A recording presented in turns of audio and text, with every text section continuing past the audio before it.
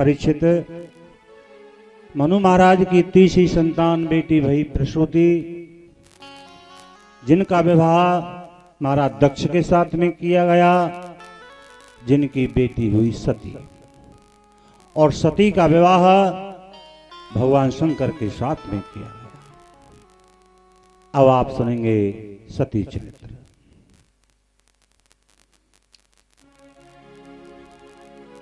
सभी देवताओं ने मिलकर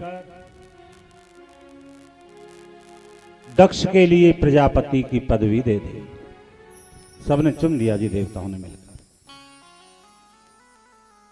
प्रजापति बना दिया दक्ष महाराज को। अब पद मिल जाता है तो फिर जैसे आपके यहां होता है क्या, शपथ समारोह होता है जी, ऐसे ही स्वागत सम्मान को आयोजन किया जा रहा है, क्योंकि महाराज दक्ष को प्रजापति बना दिया गया है। सब देवता एकत्रित हैं वहां पर, ब्रह्मा विष्णु महेश इंद्रादिक सभी देवता विराजमान, और सभी देवता इंतजार कर रहे हैं कौन को, दक्ष महाराज को। सभा के अध्यक्ष कौन है, प्रेसिडेंट कौन है, दक्ष। अब बताइए बिना अध्यक्ष के सभा की शुरुआत हो सकती है? नहीं होगी। सब इंतजार में कि दक्ष महाराज आए। शंकर भगवान विचार करने लगे, न जाने कब आएंगे महाराज, व्यर्थ में समय जा रहा है। और शंकर भगवान की सहज समाधि लग गई। उसके बाद में आए जब समाधि लग गई। समाधि क्या है? समाधि किसे कहते हैं? चित्तवृत्ति निरोध। योग दर्शन में पतंजलि महाराज ने लिखा है कि चित्तवृत्ति निरोध, चित्त की वृत्तियों को निरोध कर देना, रोक देना, शांत कर देना ही समाधि है। वृत्तियां तो असंख्य हैं, लेकिन शास्त्रकारों ने 5 वृत्ति मुख्य मानी है। प्रमाण वृत्ति, विपर्य वृत्ति, विकल्प वृत्ति, निद्रा वृत्ति, स्मृति वृत्ति। इन सब वृत्तियों को निरोध कर देना, रोक देना, शांत कर देना ही समाधि है। लेकिन वृत्ति है क्या? वृत्ति कहते किसे हैं? अंतःकरण को परिणाम ही वृत्ति बोला जाता है। और अंतःकरण से कितनी वृत्तियां निकलती हैं। ये हमारे हाथ में क्या है? पुष्प है। काय को? गेंदा को। तो आपको ज्ञान कैसे हुआ इसका? हमारे अंदर से निकली वृत्ति ने इसका आकार ले लिया, तब हमें इसका ज्ञान हुआ है कि गेंदा को पुष्प है, इतना बड़ा है, ऐसी पंखुड़ी है, ऐसा कलर है, क्योंकि हमारे अंदर से निकली वृत्ति ने इसका आकार ले लिया है। तो इन सब वृत्तियों को रोक देना, शांत कर देना ही समाधि है। समाधि भी 2 प्रकार की होती है, सविकल्प समाधि और निर्विकल्प समाधि। तो महाराज शंकर की सहज समाधि लगी है। दक्ष महाराज सभा में आए, सभी देवता अपने अपने स्थान पर खड़े हो गए स्वागत के लिए, अभिवादन के लिए। महाराज अध्यक्ष का स्वागत करने के लिए सब खड़े हो गए, लेकिन शंकर भगवान खड़े नहीं। क्यों? उनको देहावहानी नहीं, समाधि में नहीं। अब ऐसे अहंकारी व्यक्ति की नजर कहां जाती है कि मेरे स्वागत में कितने खड़े हुए उन पे नजर नहीं जाती है, बैठे कितने रह गए उन पे नजर जल्दी जाए। शंकर जी की तरफ नजर गई और बड़बड़ाना शुरू कर दिया। ऐसे असभ्य लोगों की इस सभा में जरूरत है क्या है, जो समाज की मर्यादा ही नहीं जानते। अब महाराज बड़बड़ाते हुए अपने आसन की ओर चले जा रहे हैं और कहने हैं कि भाई ऐसे असभ्य लोगों की हमारे समाज में कोई आवश्यकता नहीं है। देवता एक दूसरे की ओर देख रहे हैं कि भाई हम में असभ्य कौन है? ये महाराज कह कौन से हैं? अरे देवता तुम एक दूसरे की ओर क्या देख रहे हो? तुम्हें दिखा नहीं है बैठा घोरी जो भूत प्रेतों में रहने वाला है, समाज की मर्यादा क्या जाने। और याद रखना, अब शंकर जी को यज्ञ में कहीं भाग नहीं दिया जाएगा। वहां बैठे नंदीगण कहने लगे तूने व्यर्थ में मेरे स्वामी को शाप दिया, तू का बकबक करे तेरा मुंह एक दिन बकरा को। अच्छा, तुझे अपने स्वामी को इतना ख्याल है तो जा तेरा शरीर एक दिन बैल को हो। साप आड़ी भाई जी बताओ, यहाँ शपथ समारोह है रहा है कि साप समारोह हो रहा है? यहाँ तो एक दूसरे को साप लग रहे। समाधि टूटी, बताई तुम्हारे ससुर साहब ने साप दे दिया है।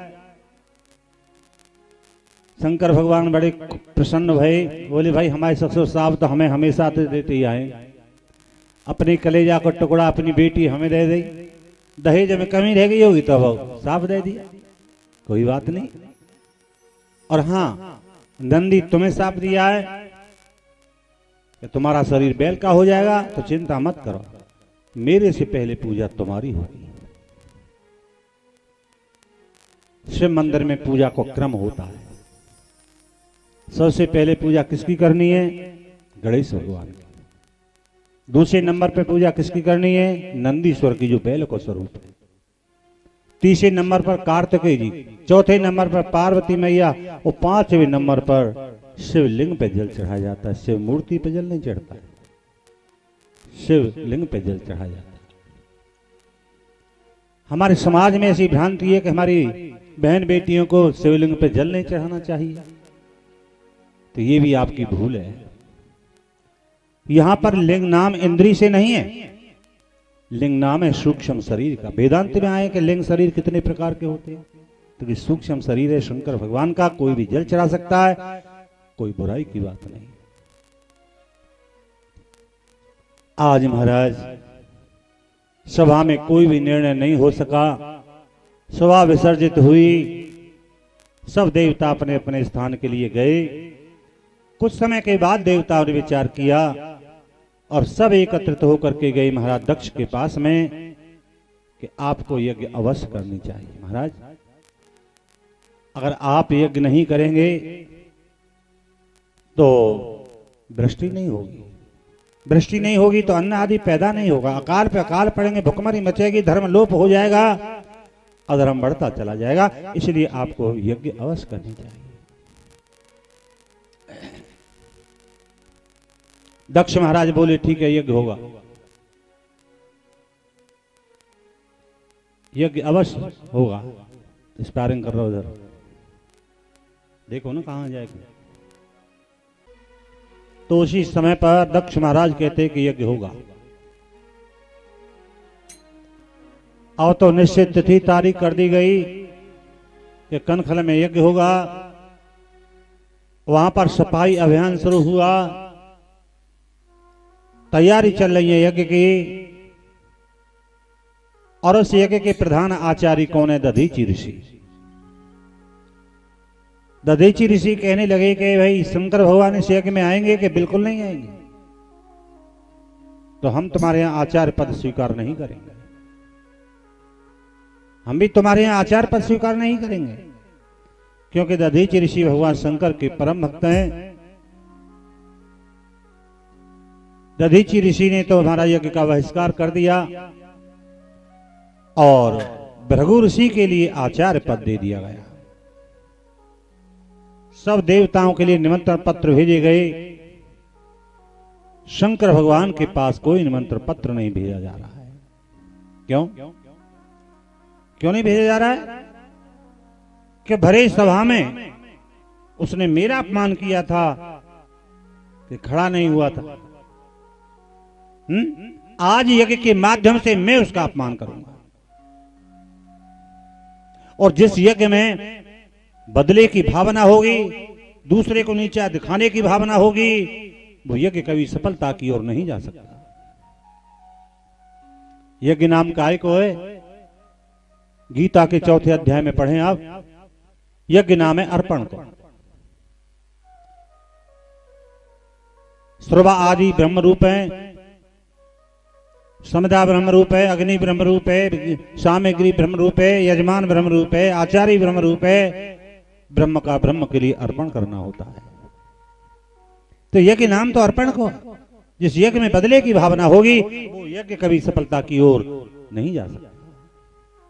आज बदलाव ले रहे हैं कि उसने मेरा सभा में अपमान किया, मैं यज्ञ के माध्यम से उसका अपमान करूंगा। सबके पास निमंत्रण पत्र, लेकिन शंकर भगवान के पास कोई निमंत्रण पत्र नहीं भेजा गया। कुछ देवता बोले भाई शंकर भगवान को बुलाया जाए, नहीं, उसका यहां क्या काम है? अरे वो तो शमशान में रहने वाला है। शंकर जी शमशान में रहते हैं जी। अच्छा, ऐसा कोई है जो शमशान में न रहता हो? ये संसार एक शमशान है। संसार में अपना राष्ट्र, राष्ट्र में अपना प्रांत शमशान है, प्रांत में अपना जिला शमशान है, जिले में अपना तहसील, तहसील में अपना ब्लॉक शमशान है, ब्लॉक में भी अपना गांव शमशान है, और गांव को भी छोड़िए गांव में अपना घर शमशान है। तुम्हारे घर में छोटे कीड़े मकोड़े चैंटी इत्यादि रोजाना कितने मर जाते हैं, क्या अर्थी सजाकर घर से बाहर ले जाते हो उन्हें?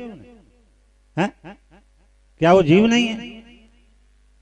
और उस घर को भी छोड़िए, इस शरीर शमशान है, इस शरीर में रोजाना कितने बारिश प्रकट होते हैं और कितने रोजाना नष्ट हो जाते हैं, तो इस शरीर भी शमशान है। तो बताइए ऐसा कौन है जो शमशान में न रहता हो? अरे शंकर जी शमशान में रहते हैं तो क्या बुराई की बात हुई? शंकर जी को यज्ञ में बुलवाया जाए? नहीं, वो तो गुणहीन है। वास्तव में शंकर जी गुणहीन है। हाँ? मूल प्रकृति के 3 गुण हैं, सतोगुण, रजोगुण, तमोगुण, और भगवान शंकर इन तीनों गुणों से ऊपर उठे हुए गुणातीत है। शंकर जी को यज्ञ में बुलवाया जाए? नहीं, शंकर जी को यहाँ क्या काम है? अरे वो तो मरकट लोचन है। मरकट लोचन को मतलब मरकट माने? अरे तुम कहा जानोगे, या तो बात रावण ना जान सके हो। जब दूतों ने कहा भारी मरकट आयो, भारी मरकट आयो, रावण बोलो रे क्या बोल रहे हो? मरकट मरकट। महाराज को शब्दकोश के विद्वान बुलाए कि देखो मरकट, मरकट को अर्थ क्या है? शब्दकोश के विद्वान महाराज डिक्शनरी ले लेके बैठ गए, और खोलनी चाहिए सीधी, खोल के बैठे उल्टी। बड़ो भय रावण को जी। अब महाराज कोई शब्द नहीं मिले। वही समय बोले उन दूतों से, रे क्या बोले थे? मरकट मरकट। महाराज वो मारता भी और काटता भी। बंदर, मरकट माने बंदर। बंदर जैसी आंखों वाले शंकर जी हैं। देखो बंदर की बड़ी चंचल आंखें होती हैं, सहज में मार नहीं खाता है बंदर, है जी। ऐसे ही चंचल जीवों के ऊपर भगवान शंकर की दृष्टि होती है, और भक्त को ये मारेंगे चाटा कि बुद्धि को ठिकाने लगा देते हैं भगवान शंकर। सबके पास निमंत्रण पत्र, लेकिन शंकर भगवान के पास कोई निमंत्रण पत्र नहीं भेजा गया। आज देवता और देवताओं की पत्नी मंगलगान करती हुई जा रही है। कहां? कैलाश के ऊपर होकर के बड़ी सुंदर कथा सुनाते हैं। सती के लिए भगवान शंकर एकांत में बैठे। देखो कितना दाम्पत्य जीवन सुंदर है उनका। एकांत में बैठ के काम की चर्चा न करते हो और राम की चर्चा करते हो। ऐसा सत्संग जिसे घर में मिला हो तो फिर बाहर के सत्संग में जाने की कोई विशेष आवश्यकता नहीं रह जाती है। कैलाश के ऊपर होकर के जाते हैं। देवता देवताओं की पत्नी पुष्पक विमानों में बैठ के मंगल गान करते। क्यों जी? इतना बड़ा आसमान, इन देवताओं को कैलाश के ऊपर है कि रास्ता मिले ना? उन्हें जान हुआ है क्यों? जैसे 2 भाई हैं आपस में और कोई टेंशनबाजी है, एक दूसरे के यहाँ ना जाए, कोई फंक्शन हो एक दूसरे को ना बैठे। एक भाई के कोई फंक्शन है, दूसरों में जा रहा ना उत्सव में, है जी। और सब जा रहे हैं, चाहे पछाले मोहल्ला का हो चाहे पमाले मोहल्ला का हो, घूम के आना पड़े पर निकलेगा कि भैया के दरवाजे पे कि मोह से मर उड़ता हो, तू ना जा रहा हम जा रहे हैं तेरे भैया के। इस समाज की दशा ऐसी है, इस समाज की दशा ऐसी है। तो देवताओं को दिखाना हो कि हम तुम्हारी ससुराल जा रहे हैं और तुम अपनी ससुराल नहीं जा रहे। मंगल गान करती हुई जब जाएं तब तो महाराज उसी समय पर और सती को ध्यान कथा में न रह के विमानों की ओर गया। महाराज ये देवताओं की पत्नी सब कहाँ जाती हैं? देवी कनखल में यज्ञ हो रहा है, तुम्हारे पिताजी यज्ञ करा रहे हैं, ये सब यज्ञ में जा रही हैं। तो महाराज आप नहीं चलोगे? नहीं हम नहीं जाएंगे। क्यों? हमारे पास कोई निमंत्रण पत्र नहीं है और बिना बुलाए जाए वो उचित नहीं है। महाराज ऐसा तो ना है सके कि मेरे पिताजी ने पत्र न भेजे हो, डाक गड़बड़ आ गई है, ना पहुंचे, नहीं जरूर भेजे होगा, काट दो।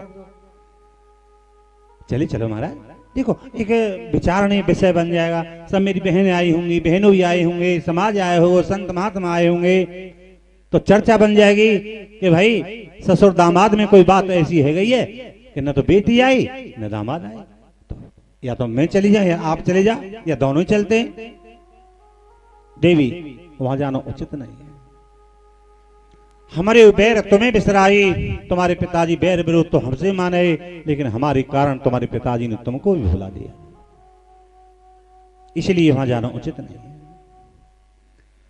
कि जो बिन बोले जाओ भवानी, जो बिन बोले जाओ भवानी, सहनशील संदेहन काने, सहनशील स्नेहन खानी।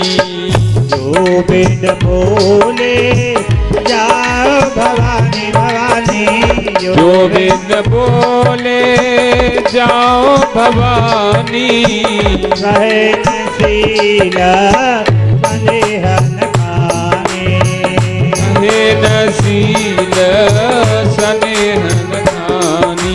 महाराज आप ही तो कहते हो क्या, जदपि मित्र प्रभु पितु गुरु गेहा, जगत मित्र प्रभु पितु गुरु गेहा, जाई बिन बोलिन संदेहा, जाई बिन बोले संदेहा।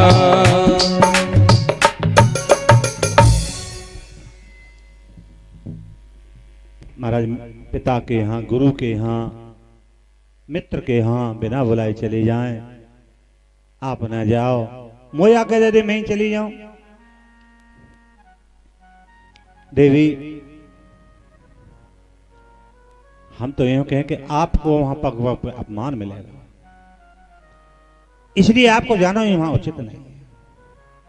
मां की ममता, भाई ने कोई स्नेह खींच रहा है, सोच रही है सब बहनें आई होंगी, संत महात्मा ऋषि मुनि सबके दर्शन होंगे, तो महाराज मोह आज्ञा दे दो मैं चली जाऊं। जान गए शंकर जी के अब रोग असाध्य होता जा रहा है, नेत्र बंद करके बैठ गए। सती बोली कि महाराज फिर मैं जाऊं, नहीं बोली, मौन है गई। मौन का मतलब क्या है, सहमति, फिर तो इनकी सहमति है, और सती चल रही। नेत्र खोल के शंकर जी ने देखो कहां जा रही है।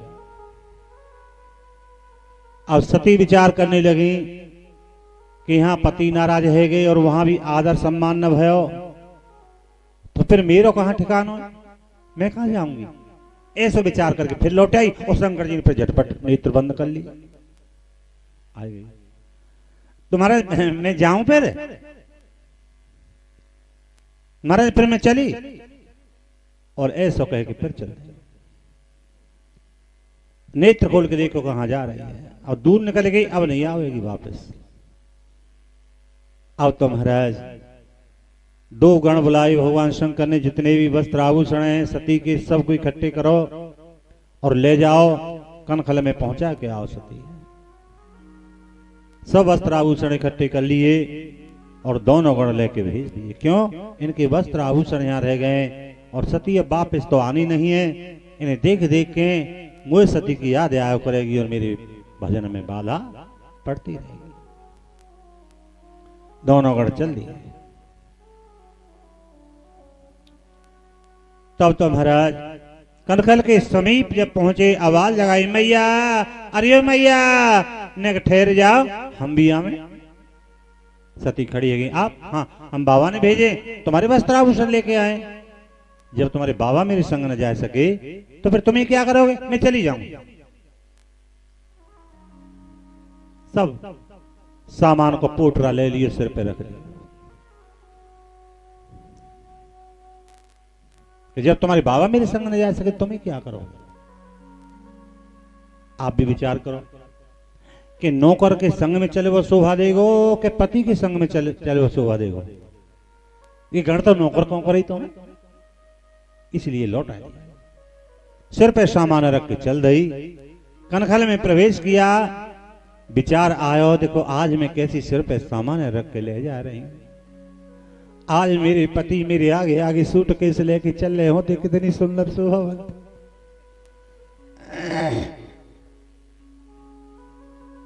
तब तो महाराज महलों में पहुंची, मैया के गले लगी, सब बहनों से मिली, बहन व्यंग बाण मार रही है।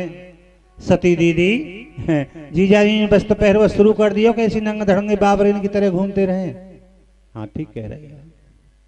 दूसरी कह रही सती दीदी एक बात बताओ कि कोई कोठरा बनवा लियो कैसे पहाड़ में शमशान में घूमते रहे। सबकी सुन रही है और जान रही है, ऐसे व्यंग बाण मार रही है बहन। मैया से बोली मैया भाई कहाँ है? यदि ये कि साल हम काम संभाल रहे होंगे, तोड़ पता का झंडी ध्वजा आज ही लगा रहे होंगे, तुम्हें भाइयों से मिले आओ। हाँ मिले आओ। सती चल रही जी यज्ञशाला की। सब भाइयों ने देखते ही, सती को देखते ही पीठ फेल सब भाई। अब ख्याल आएगा सती के लिए, हमारे पिताजी ने हमें ना बुलाया ना सही, इन भैयान के सहारे से अब बस्ती के रूप देख जाए वो करते हैं, पर आज हमारे भाइयों ने भी पीठ फेल ली। बड़ी परेशान। क्यों पीठ क्यों फेर ली? कि विशेष हिदायत है। अगर भूल से यहां सती आ भी गई और मैंने किसी को बात करते हुए देख लिया तो गर्दन काट दूंगा उसकी। कैसे बात करें? आगे बढ़ी, सामने से दक्ष महाराज आ रहे हैं और उसी समय सती को देखते ही आखिर में डोरा पड़ गई और कहने लगी वह नंगा छोड़ के मेरे दरवाजे पे तू चली आई, तेरे पास मेरा कोई निमंत्रण पत्र गया? खड़ी की खड़ी रह गई सती। आज तुम वो अपनी बेटी नहीं मानते, आज वो एक अतिथि मान लेते, और यह कि मैं आए हुए अतिथि को कोई निरादर ना करे जो तुमने मेरो निरादर किया। आज पति की बात याद आ गई। मेरे पति ने कितना समझाया पर मैंने उनकी एक बात न मानी। आगे बढ़ी जा रही हैं, यज्ञशाला में प्रवेश कर गई। संत महात्मा ऋषि मुनि देख देख के हंस रहे हैं, घड़ा की दृष्टि से सती को देख रहे हैं। क्या देखे? खम्मा पे लिख के टांग रही है हमारे यज्ञशाला में, और जो शंकर जी को नाम लेगा उसकी गर्दन काटती जाएगी। कहां तक अपमान पे अपमान सहन करे। आज मेरे पति को नाम ले वो भी दुश्वार है, कोई मेरे पति को नाम भी नहीं ले सकता। आगे बढ़ गई, हवन कुंड के पास पहुंची, देखो शंकर जी को कहीं वहां स्थान नहीं बना हुआ। उसी समय हवन कुंड के पास खड़ी हैं, हाथ जोड़ के प्रार्थना कर रही है, स्वामी मैंने आपकी इन्हीं कानों से मैंने आपकी पग पग पे निंदा सुनी है, और मैं आपके विरोधी दूषित पिता के रक्त से मैं पैदा हूं, इसीलिए आपके निंदक के ही रक्त से मैं पैदा हूं, इसीलिए मैं अब तुम्हें नहीं मिलूंगी। अब हमारा तुम्हारा मिलन होगा स्वामी तो अगले जन्म में हो। मैं अब नहीं आऊंगा, मुझे क्षमा कर देना। मुझे तो आपने खूब समझाया पर मैं नहीं, आपकी बात नहीं सुनी। आज महाराज पैर के अंगूठा को रगड़ा मारे धरती में, एकदम योगाग्नि लगी और धू धू करके सती जल के भस्म है। सती जल के भस्म है। हाहाकार मच गए, यज्ञ विध्वंस हो गया, यज्ञ विध्वंस हो गया। कैलाश पर्वत पे मालूम पड़ गई भगवान शंकर को और विचार करने लगे, देवी तुम मेरे अपमान को सहन न कर सकी और आज प्राणों की आहुति दे दी तुमने। क्या किया सती? क्या ठीक है? क्रोध को शंकर भगवान ने मारी एक जटा उखाड़ के पृथ्वी पे, वीरभद्र नाम को गण पैदा। क्या करें, आप जाओ, सती के साथ में जिसने जैसा व्यवहार किया हुआ उसी तरह से दंड दे और दक्ष को सिर काट दे। उसी समय पर महाराज 10 योजन को तो रथ आयो है वीरभद्र के लिए। 10 योजन को मतलब 40 कोस के बीच में रथ चलता, हथियारों से लैस। वीरभद्र ने अपने शरीर से अपने जैसे ही करोड़ों गण प्रकट कर दिए, चढ़ाई कर दी कनखल पर, चारों तरफ से कनखल को घेर लिया, धूल आकाश मार्ग में छा गई। अब तो जान गए कि भाई आंधी बड़े जोर की आ रही है। कोई कहता नहीं गऊ लौटने को समय हो रहा है, ऐसे सब अपने विचार कल्पना में ले रहे हैं। तब तो महाराज इतनी देर में तो यज्ञशाला में प्रवेश शिवगण कर गए। शिवगण और उधर में महाराज भृगु ऋषि के गण, भयंकर युद्ध है। शिवगण एक दूसरे के सिर पकड़े और बजाते जा रहे हैं जी। आज जो घृणा की दृष्टि से देखे, पूसा के नेत्र फोड़ दिए, कृतु ऋषि के दांत तोड़ दिए, जो मस्ती में दाढ़ी हिला हिला के देखे, नोच नोच के बाकी दाढ़ी उखाड़ ली, लोहू लुहान कर दिए और महाराज दक्ष को सिर काट के हवन कुंड में झोंक दिया। यज्ञ विध्वंस कर भगवान शंकर के गण चले आए।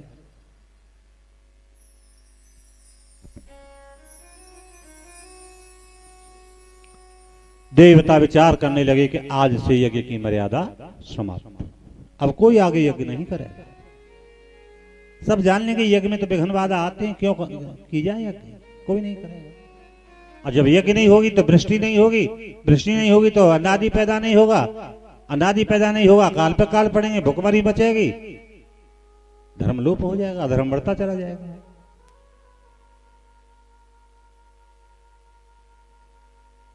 तो चलो शंकर भगवान को मनाए के लाए हैं। देखो जब काम बिगड़ेगा तो शंकर जी को मनाए के लाएंगे। जिस कार्य में शंकर जी को नहीं मनाया जाता है उस कार्य में तो विघ्न बाधाएं आती। तुम्हारे बालकन के ब्याह हो तो ब्याह से एक दिन पहले कहो करें कि हमारे यहाँ अछूत होगो बूढ़ो बाबू पूजे पूजे तुम्हारे यहाँ। हाँ तो कि बूढ़ो बाबू कौन है? शंकर भगवान है। बालक के ब्याह से एक दिन पहले ही मना लें शंकर जी को कि बालक के ब्याह में कोई विघ्न बाधा ना आ जाए। तो जिस कार्य में शंकर जी को नहीं मनाया जाता है उस कार्य में तो विघ्न बाधाएं आती हैं। चलो शंकर जी को मनाए के लाए, सभी देवता चल दिए और शंकर भगवान बड़े सरल हैं। रात्रि के 12 बजे जाओगे तो भी शंकर दादा को दरबार तुम्हें खुले मिलेगा, जो मांगोगे सो मिलेगा। और किसी मंदिर में जाइए हमारे वृंदावन में रास बिहारी के मंदिर में जाइए, चैन बिहारी के मंदिर में जाइए, छैल बिहारी के मंदिर में जाइए, बांके बिहारी के मंदिर में जाइए, रंगीली श्यामा जी के मंदिर में जाइए, राधा कृष्ण के मंदिर में जाइए, सीताराम के मंदिर में जाइए, लक्ष्मी नारायण के मंदिर में जाइए। तुम्हें समय से जाना पड़ेगा। सुबह 9 से 12 दर्शन होगा, शाम को 6 से 9 बजे तक दर्शन होगा। समय चूक गए तो कितने भी आग्रह करना पुजारी पट नहीं खोले। मांगोगे तो 17 बार भगवान सोचेंगे कि धन पैसा मांग रहे हो और जुआ शराब सट्टे में बर्बाद न कर दे, या दऊं कि ना दऊं, सोचते हैं भगवान। लेकिन शंकर भगवान के मंदिर में पहुंच जाए रात्रि के 12 बजे तो भी दर्शन हो जाएगा और जो मांगोगे सो मिलेगा। है जी, जो मांगोगे सो मिलेगा। क्यों कि भगवान शंकर तो अवडरदानी है, अवडरदानी। एक कल्प की कथा है, चलो बात सुना मैं थोड़ी सी। एक समय पार्वती कहने लगी महाराज लक्ष्मी बैकुंठ में कितने सुंदर निवास स्थान बने हुए हैं उनके, ब्रह्माणी ब्रह्मलोक में रहती हैं, कितने सुंदर स्थान है।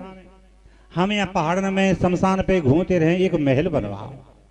नहीं देवी, हम ऐसे ठीक है, कम से कम शांति से तो हैं, और हमें उन महलन में रहने कौन देगा, हमारे तो भगत ही ऐसे कहते काम मांग लो, कोई भरोसा ना, ऐसे ठीक है ना महाराज। एक बार बनवा, विश्वकर्मा बुलाए, भाई हमारी पार्वती जैसा नक्शा दे रही है ऐसा एक महल बनवाओ।